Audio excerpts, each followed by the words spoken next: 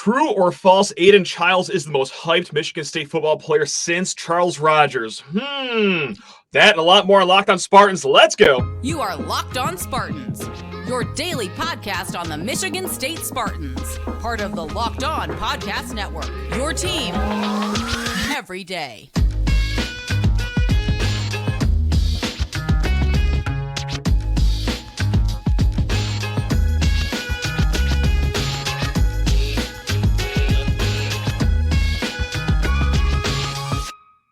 Today's episode of Locked On Spartans is brought to you by FanDuel. Make every moment more. New customers join today and you'll get $200 in bonus bets if your first bet of $5 or more wins. Just visit FanDuel.com/lockedon to get started. Spartan friends, Spartan family, Locked On Spartans listeners, thank you so much for tuning in to Locked On Spartans, your team in green and white 5 days a week. Please rate, review, subscribe, smash 5 stars, comment below on YouTube. Find us at lockedonspartans@gmail.com. And in the end, just do whatever makes you happy. Just like I am right now, because making his Locked On Spartans debut is a man so sweet, he's only named after a produce treat. It's Peach. You might know him if you're on Twitter, but if not, then this is all very confusing to you. But nonetheless, Peach, how we doing, man? We doing okay over there? I'm good, man. I'm really excited to be here. I know we've talked about this forever, so I'm excited to get on, do some chatting, connect with the Spartan community. Speaking of Spartan community, batting first, kicking off this show, really co-producing this show, is a guy that's out there in MSU Twitter. He also has a show, the Spiro Avenue Show. He did a fantastic interview with Aidan Chiles. If you haven't caught that, go ahead and give that a listen. But he wrote in a question. This is going to set the basis for the first segment here, because it's going to be a lot of true or false today, Peach. And this one is: Aidan Chiles is the most exciting incoming MSU football player since Charles Rogers committed in February 2000. Is Aidan Chiles truly the most highly anticipated MSU football player going into a season in about 24 years, Peach? Is that too much hype, or is that about right? You know, I thought about this when you asked me that question earlier. I'd say yes, but it's close, because I think just what Aiden Chiles represents in terms of like turning the page from last year and Mel Tucker and everything that went wrong and all the bad vibes around the program. Yeah, I think him and Smith, kind of that duo combination of like them just being that new, fresh experience for a lot of fans. I think that's why he's the most important player coming in since Rogers. Now, Rogers is generational, and he always will be generational for what we kind of saw. I think performance-wise, if he can get close to Rogers, obviously great news for us. But if he's just able to be that breath of fresh air, I'll take that. Like, I'll take that, especially that first year coming in next year. So I think him is for sure the true in that point of view. But I'll also say William Golston, when he came out of high school, you know, you had that second year of Kirk Cousins, right? And then we finally got that big named recruit for D'Antonio. Right. And I think him coming in and what he did in his time at MSU, close second to what Aidan Chiles will probably represent. That's a good avenue to go down, because I didn't even think of it that way. Just the symbolicism around it, meaning this is like a fresh chapter, because I think it's a true statement too. And it's a different path to how Charles Rogers got there, because Charles Rogers, he was also very highly anticipated because, well, it's from Saginaw, a hometown kid, so to speak, and an electric position like wide receiver. And yet D'Antonio had some big name recruits like William Golston that you just named. Malik McDowell was another huge win. LJ Scott too, solid running back, of course. But Peach, I know us, me and you, a lot of the watchers, a lot of the listeners, like the diehard Michigan State fans, someone that can name you every single scholarship player in the football team. But by and large, like every other fan base, there's a lot of, I guess we'll call it common folk, or what I like to call well-adjusted people that, only tune in every Saturdays and know some of the players. Everyone knows the quarterback. So I think it's just the position of what Aidan Chiles plays gives it a lot. But it's not just that. For me, it's with highly anticipated recruits, they're freshmen. Hey, 5 stars. They're good for the most part, but they can also flame out. You don't really know who you're getting until they're here. Whereas Aidan Chiles, granted a small sample size, but there is a college sample size out there, and you see the electric arm that can throw 20-yard line to 20-yard line. You see the legs, which, Peach, when we're watching football on Saturdays, we're seeing mobile quarterbacks around the conference, around the country. We're saying, I would fancy myself one of those. That would be nice to have here in East Lansing. You know what? And on top of that, we're seeing it Saturdays and Sundays now. Yep. Where a lot of the gripe around your Goff and the Lions is where he can extend those plays with his feet. Yeah. You saw in that small sample size at Oregon State where Chiles can do those things where maybe it's that getting out of that sack last minute, right? And it's a 3 or 4 yard gain, right? Those are the plays now in football that you have to make. We saw a little bit of that with Lewerke, not a ton. Yeah. I think he represents that next, like where football is now currently at and where it's going to be, 5-10 years from now. So I'm excited. I can't wait to see him extend those plays, use his feet in the right way under a Smith offense. I'm thrilled. Now, it's not just highly anticipated. It's also a guy that fans have their most hopes in since maybe Damian Terry, because I remember during those great years, they ended up being fine years, but I remember the student section chants, the "We Want Terry" chants, just because, well, oh God, this offense is sputtering, kind of like it did last year. Now, granted, a lot of things have changed. It's no longer Jay Johnson, but still, hey, I mean, I know that this is a very just lazy meathead take, but the quarterback position is the most important one on the field. So if this engine is going to go immediately, like, it's not just all the excitement, all the highlights that we see from his 1 year in Corvallis, but it's also Aiden, we kind of need you to be who we think you are early on here, because we know you have a high ceiling. Might even take until 2025 to realize who you are. But if we could see at least 75% of that ceiling coming up this year, hey, I would like it on my end. I know I'm being a little picky, but that'd be nice, Aiden, if you don't mind. No, I think it'd be huge, man. And think about like what that means for Smith is like early years of the regime, right? Where you kind of provide that validation for other transfers coming in next year, right? Like, hey, you can come here and win immediately. You can come here, see the field immediately. I think that's the big kind of piece of this too. So I can't wait for it. And we just talked about this kid not too long ago, about 2 shows ago, but 2025 4-star quarterback Ryan Montgomery out of Findlay. And I don't mean to make this segment, a recruiting segment now, but if you could show that, hey, in a full year under center or from the gun, wherever he's going to be lining up, you know what I mean? If you can show that he can make those kind of strides just in 2 years under Jonathan Smith's system, tell me a quarterback's not going to be looking at that and being like, oh, my goodness gracious, yes, he's not just, sitting in my family room just pitching me nonsense. Here it is working out in real time. Like that in its own is going to be very healthy for the quarterback recruiting moving forward. So it's not just the wins and losses. It's not just putting a smile on our faces and making SportsCenter top 10 and G Peach scoring more than 17 points a game, which you remember doing that. It could also pay dividends in the long run for this program. So no pressure, Aiden Chiles. But please just be good next year, please. Begging for it, man. Begging for it. We need it. We're going to be talking a little more football here, a lot more true and false to come here with Peach. But first, I hate to do this to a guest I just had on for the first time here. I need to send you to the bench because, Peach, I need to talk to people's ears off about FanDuel Sportsbook, America's #1 sportsbook.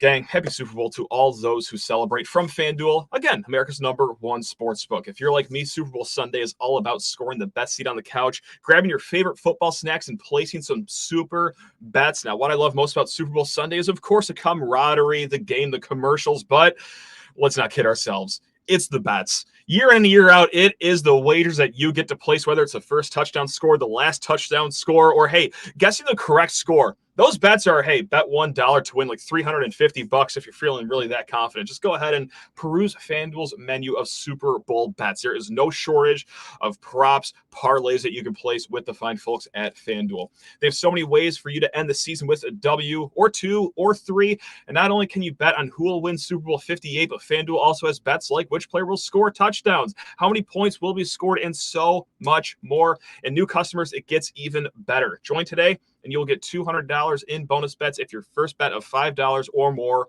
wins. That's right, $200 in bonus bets with a $5 bet. Just visit FanDuel.com/lockedon to sign up. That's FanDuel.com/lockedon. Sorry, that's FanDuel. Make every moment more an official sportsbook partner of the NFL. Now, as I'm done stumbling my way through that ad read up to finish, I got to mile 26 of that marathon, and my goodness gracious, my knees just collapsed there at the end. But sorry, FanDuel, we'll do better on that one the next time. Peach, true or false? Let's keep it with football right now. We talked about, hey, what year one could mean for Jonathan Smith. So true or false? If MSU doesn't reach a bowl game it will be a disappointment in 2024. I know that's asking a lot here from Jonathan Smith because this is a rebuild. Let's not get it twisted. This is a project, but 6 wins. If you don't get that, is it a disappointment in your eyes? True or false? I think my head and my heart are kind of in 2 different places right now. Yeah. I think my heart, I see 8 wins on the schedule. So Right. I think if we can get to 6, if we can get to 7, you make a bowl game. Obviously, that's huge news for us, but there's so many unknowns with this program, right? They've got great pieces. How does it all fit together? That's the real unknown. I think if you go 5-7 next year, I don't see it as a huge disappointment. I think the ceiling there is 8 wins, 9 wins, even looking at the schedule. I wouldn't see it first year with a lot of those unknowns. I think 5-7, you're still okay. And just knowing that it took Jonathan Smith a minute to rebuild what happened in Corvallis. Now, granted, like that situation was as bad as it is over here right now, way worse over there. But it kind of just telegraphs that it could be a slow burn here. It could take 2 years, maybe even 3 years to really be that consistent 9-10 game winner eventually, Big Ten championship contenders. But Peach, I'm looking at this schedule. I was just going to pull it up. Yeah, I was going to see. Starry green and white eyes. Now, this schedule is a sandwich. The first 4 games, gettable. Okay, Florida Atlantic at home, at Maryland, no Tualia Tagovailoa. Like, he's finally gone, thank God. Louisiana. Oh, wait, no, I'm sorry. Not Louisiana. We still got to replace that game, hopefully with Bath High School. That'd be nice. Just maybe CMU, Amy can give us our money back. Line up Amy Fullen at quarterback, actually. Yeah, if you really want to pay us back and make things right with us, play yourself. So, yeah, it's going to be odds are a gettable game. I don't think they're going to line up the Detroit Lions for that Week 3 game, but at Boston College, okay, you probably should go 2-2, if not even 3-1 in that stretch. Yeah. Middle of the schedule, Peach. Oh, if we could speed run through these next 4 games versus Ohio State, at Oregon, versus Iowa, and at Michigan, if you can get away 1-3. Yeah. Okay. And then this is where it gets fun at the end here. Home against Indiana, at Illinois, and then 2 home games that ended against Purdue and against Rutgers. I know that there's a lot of unknowns. I know that we're putting a lot of faith in Aidan Chiles, a guy with a small sample size. And I know that, hey, that there are still some holes on this roster. But, man, Peach, there are holes on a lot of the other rosters I just named off, right? I mean, you're right. Yes. I think if you can pull out Iowa at home, that's probably going to be homecoming. I'd assume so. Middle of October. Yeah, sure. I think you pull that one out. Maybe you're 2-2 in that stretch. And then you're right. Indiana at Illinois. The last 2 at home, Purdue, Rutgers. 7 wins. I think 7 wins is probably my floor looking at it in plain text. I think there is a little disappointment if you miss out on a bowl game. I think you're right. And I hate to sound like this for another offseason because we were doing this last offseason. Like, oh, yeah, no, you can see 6-7 wins here. But, man, I hate to just look at 2 road games in that first month at Maryland and already say, yeah, it's just the Terrapins, even though, they've had the better part of us. And then at Boston College, like, oh, chalk it up. Chestnut Hill, that's not going to be anything for us. But, like, that is a Boston College team that did go to a bowl game last year, and any road game in college is difficult. But still, man, it's the offseason. The last 2 months, vibes have taken a turn. And, like, we say 7-5 right now, but I know damn well I'll be at 10-2 by late August. I always am. I mean, I'll never change. But right now, as things stand, this is a conversation we'll keep having this offseason. Right now, like, yeah, I do see 7-5 right now. And I hope I'm not coming off as just like a blind homer idiot. It's like, I think I would be a little disappointed. I think a blind homer idiot looks at that Michigan game on the 26th at Michigan with a lot of unknowns in that program. And you say, maybe Chiles is grooving at that point in time. Maybe the offensive's getting going. Defense is showing up again. I think that would be the blind homer take for me. And by spring, we'll even see even further where our programs are, where they're at. I mean, that would be the kind of homer game for me, if anything.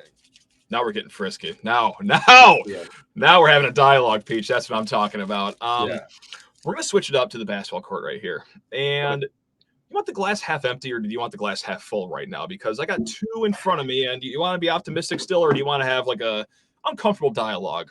Dealer's choice. Give me the glass half empty first. I like that. I'm the same way. Deal me the bad news first. And look, this is for you to decide if things are going to keep trending this way. I'm not necessarily panicked yet. I'm just curious. Peach, true or false? Something is up with Tyson Walker. Now, what I mean by that, I'll add a little context here. The last 3 games, 14 of 42 shooting. That is 33%. From beyond the arc, 3 of 12 shooting from his last 3 games, including 0 of 6 against Michigan. And this isn't even in the box score. This is just what happened at the end of the half against Michigan. They had the look. They had Tyson Walker on Michigan's big. I believe it was Terrace Reed. I'm sorry if I'm wrong there. But that's what they wanted. Usually he pulls the trigger on that 3 or makes the center dance. But that did not work out. And there's also been some times in the last 3 games here where I don't know if it's lack of confidence where he's not shooting the 3 where he usually does, or if there's a lingering issue going on here. I will say it's not been all bad. He does have 10 combined steals the last 3 games. Like, his defense is still there. But Peach, something up with Tyson Walker. True or false? Or am I just taking this 3-game blip a little too seriously?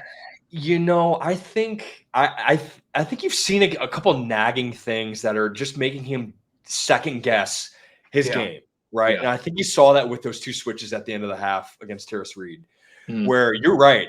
Throughout his career, especially at MSU, you've seen that where he turns that center into like barbecue chicken. He cooks. He's done. Right. He's done. I think some of it is also mental, where it's tough to always be the guy, especially in college. Right now, NBA, you kind of grow into that role. Cade Cunningham wants to be that guy, regardless for the Pistons.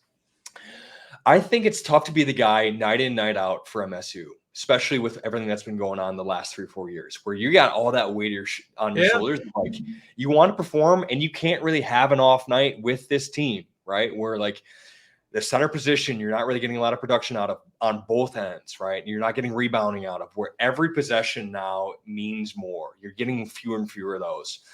I think it's very difficult for a guy like him, for Tyson, to do those things every single game. So I think it's a little bit of mental, some physical, right, where you're getting into like the middle of the season. I think it's a mix of both. Yeah, and we've joked about it on this show, which now I just feel bad about doing, but he does average like 2.4 looks like there's season-ending injuries per game, where he'll just go on the floor, grimace in pain, and you're just hoping and praying to God that he gets up. And then he goes off for like 18 points after he has one of those incidences. But maybe I should seriously consider that those are actually serious injuries he's taken. They're starting to add up a little bit here, because it's not like he's this hulking frame. It's not like he's in Cohen Carr's body by any means. And he plays a lot like Allen Iverson does, where like a lot of the under the rim stuff, where he's trying to make a tough shot at the rim, and he's falling pretty reliably 4 or 5 times a game, where it's like, damn, like he's hitting hard. So it's tough. So I guess I'm not. Yes, I think there is something up, but I'm not like necessarily worried yet. It's if it continues for maybe like 2 or 3 more games, and it's like, okay, like this is an injury. I think it's pretty obvious to say that. And I don't see a lot of bye weeks coming up where he can just sit and kind of just, let this thing heal on its own. It's put up or shut up time now, unfortunately. So, just a nice little uncomfortable Tyson Walker dialogue. I will still the best player on the team. Like, he's still the guy that gives you most upside. We're not dogging him and saying he's a bum. It's just, I'm not mad at Tyson either. I'm just worried. I'm just curious. That's all. Just a little curious kitten over here. Change this mood around, Peach? What do you say? Let's do this. I would love some good vibes. Now, when I say this, I don't mean you personally, but for me, this is definitely me personally. True or false, you've never been more wrong about a player than Trey Hollman, because I think I've airballed on this one. I think earlier this season, after I got a little too passionate after one of these early season games, I said, he's just a taller tum-tum. He doesn't really provide anything except for passing, and that's it. Whoopsie daisy, oopsie poopsie. He leads the nation in turnover to assist ratio. He's shooting the 3-point ball at 44%. And I know that it was just Michigan, and this is essentially like, beating a guy against Dowagiac High School. But he did beat a guy on the dribble, take it to the lane, and finish at the rack pretty good there.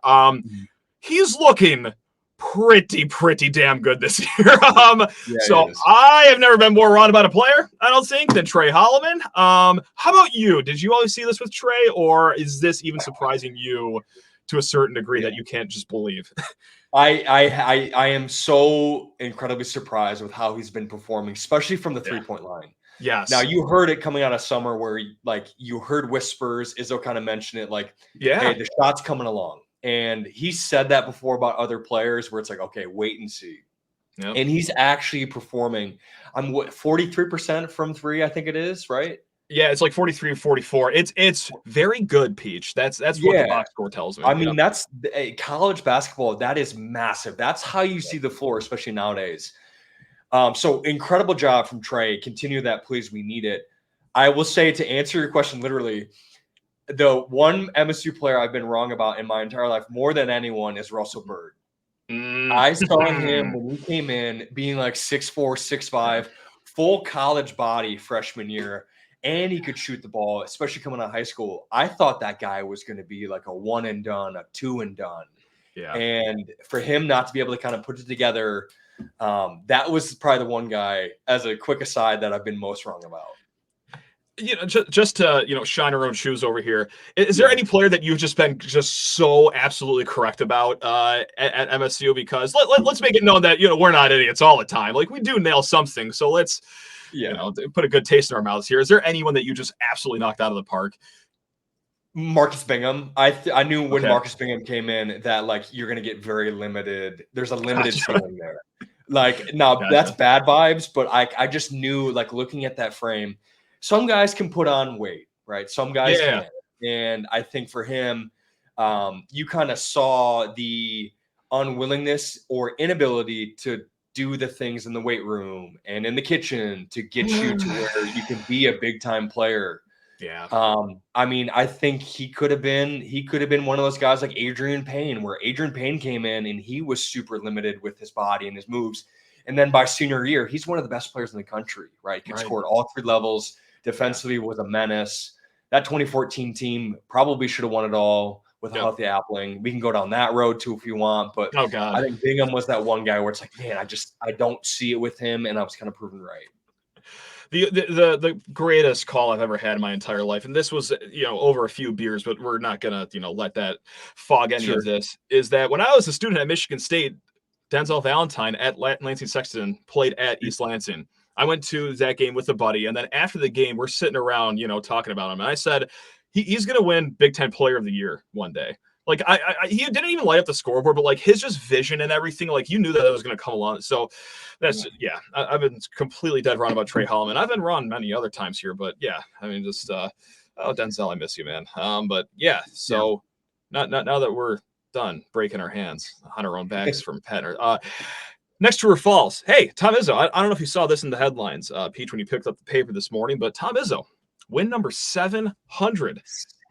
700. Incredible. 700. That's right. Most amongst Big Ten coaches. Yeah. Tom Izzo wins his 800th game one day, Peach. True or false? Oh, man. I think is a tough one. So you got to think, right, like you're winning on average 21, 22, 23 games a year, right? That's fair. Yep, I think so. That puts you at another 5-6 years.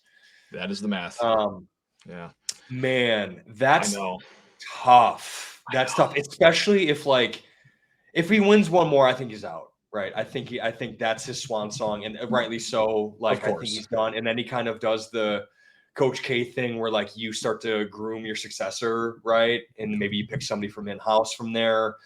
I don't know if it's 800. I don't know if 800 is in the cards. Now, that being said, the flip side of that, basketball, MSU is literally all he knows. Like, as a human being, like that's who he is, right? Like, so maybe he gets there and he just says, I'm going to ride this thing out like Jim Boeheim, and just says like, I'm going to go until I can't walk. Like, maybe that's a really good question. I couldn't give you a good answer on it.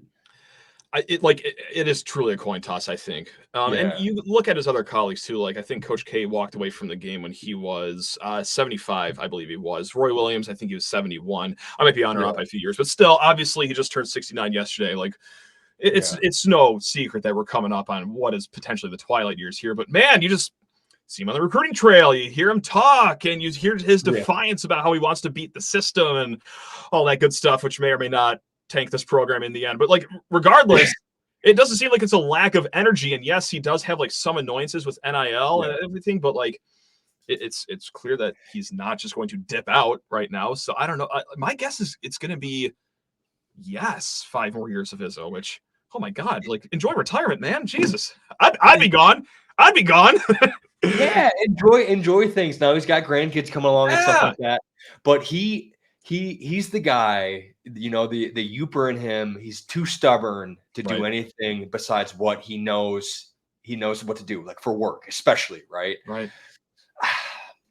I think, you know what, unless like the program really takes a dive, you miss a tournament 2 years in a row, that's when you have to kind of step aside. But until then, you keep it rolling and just see what happens. I do wonder if in that doomsday scenario where Michigan State misses the tournament 2 years in a row, I could just see him being like, well, I ain't going on that. I'm making the tournament one more ride, baby. Like, and then we're just in this perpetual cycle of like, oh my God, he's just a Supreme Court justice and he's just going to die on the bench. Like, this is crazy. So you know what? Screw it. 900. He's going to hit 900. That's where I'm going. Another decade of Tommy for you right there. I love it. Peach, I do have one more before we let you go and enjoy the rest of your week. This is some news that happened in the Big Ten pertaining to the tournament next year. Of course, we're going to be bumping up to 18 teams next year. 15 will make the Big Ten tournament. So that means Michigan and 2 other teams will not be making the tournament. So true or false, 15 teams making the tournament makes sense. So not a number, but I get it. Yeah. You know, I guess it does, right? But at the same side of that, you know, then you got, what is that, 5 games to get to the championship, right? Like Wednesday, Thursday, Friday, Saturday. Yeah, 5 to win it if you start on Wednesday. Yep. Right. Yep. If you're not getting the buys and stuff like that. Correct. Yep. It's just more revenue, right? Like the leagues are like, yeah, let's do it. Throw it on there. Screw it.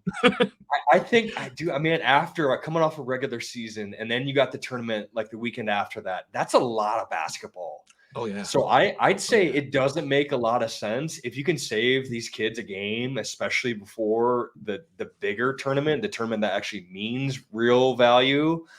I think you limit it. 50, that's a lot of teams. I don't know about what do you think?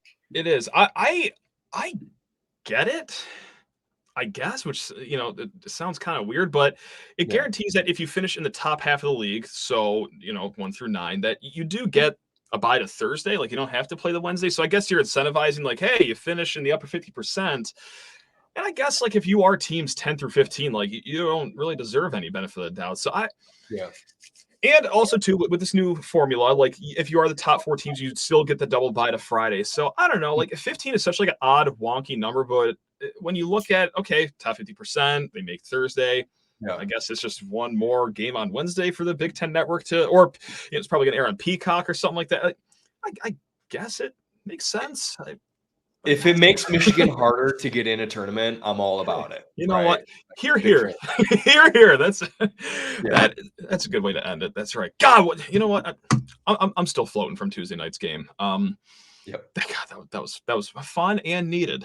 We needed that. The second half was needed. We're gonna forget about the first half. The second half was great. First half is not to be discussed anymore. They flipped the page and let Davis Smith have the most fired up halftime speech. Apparently, Graham Couch had a story on it. On3 had a story on it because we talked on yesterday's show. Like, God, I wonder what happened at halftime. It was Davis Smith apparently that gave this passionate speech and fired the boys up for the second half. I did not have that in my FanDuel bet slip at plus 900,000 odds. But hey, good on you, Davis Smith, to get the boys rallied. So here we go. There we go. Well, Peach, this has been a delight.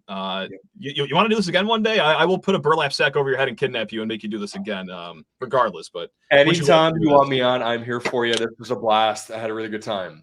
That's what I'm talking about. I'll see you tomorrow, same time. Perfect. No, I'm kidding. Folks, we will be back tomorrow. Of course, we're talking Michigan State basketball, football. Any news that breaks, you know where to find us. Locked on Spartans, your team in green and white. Now go enjoy the rest of your day, you beautiful people. Love you all. Go green.